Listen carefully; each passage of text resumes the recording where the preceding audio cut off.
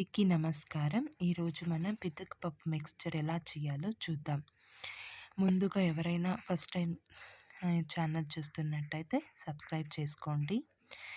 ముందుగా మనం పితకపప్పును ఆల్రెడీ పితికేసి పెట్టుకున్నాం. దాన్ని ఆయిల్ హీట్ చేసుకొని దాంట్లోకి పితకపప్పు వేసి మా అమ్మ వేస్తుంది.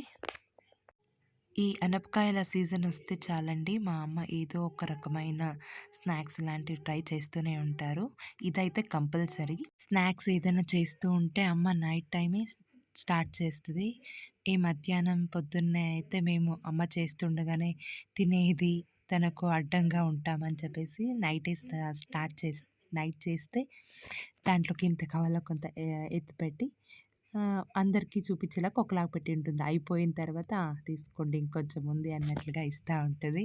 ఎందుకంటే బయట కనపడుతుంటే నేను నా తమ్ముడు తినేస్తూ ఉంటాం కాబట్టి మా అమ్మ అలా చేస్తుంది. ఇది నెక్స్ట్ ట్రిప్ వేస్తుందండి. నెక్స్ట్ ట్రిప్ వేసేసి అవి బాగా గోలిన తర్వాత అవి బ్రౌన్ కలర్ వస్తే మనకు అయ్యిందనే అర్థం. కానీ ఆయిల్ అయితే ఎక్కువగా పీల్చదండి. అమ్మ అదే చెప్తుంటారు. మళ్ళీ ఈ పిదికపప్పుకి అప్పుడే ఉప్పు, కారం కొంచెం వేసుకున్న ఉడుకుడుకు వేసేసుకుంటే వాటికి బాగా పడుతుంది. మిక్స్చర్‌లో కాకుండా ఇలా ఫస్టే వేసేస్తే ఒక రౌంత అది బాగా పట్టుంటుంది. మనం బ్యాళ్ళు నోట్లో చిక్కినప్పుడు అది గరం గరంతో పాటు ఉప్పు ఉంటుంది. ఇవి అటుకులండి. అటుకులని పిలుస్తాం మేమైతే.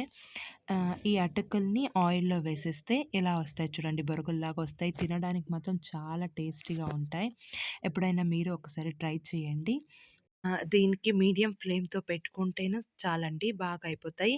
కానీ పిదిక్ పప్పులు నూనె చాలా పీల్చుకునేవని చెప్పాను కదా! అటుకులకైతే చాలా పీలుస్తాయి. కానీ ఎప్పుడో ఒకసారి కదా అని అమ్మ ట్రై చేస్తూ ఉంటది. అటుకులు కూడా అంతేనండి. అప్పుడే చూపించినట్టు విధంగా ఉప్పు, కారం చల్లేసుకోవాలి. తర్వాత మేమైతే శనగిత్తనాలంటాము.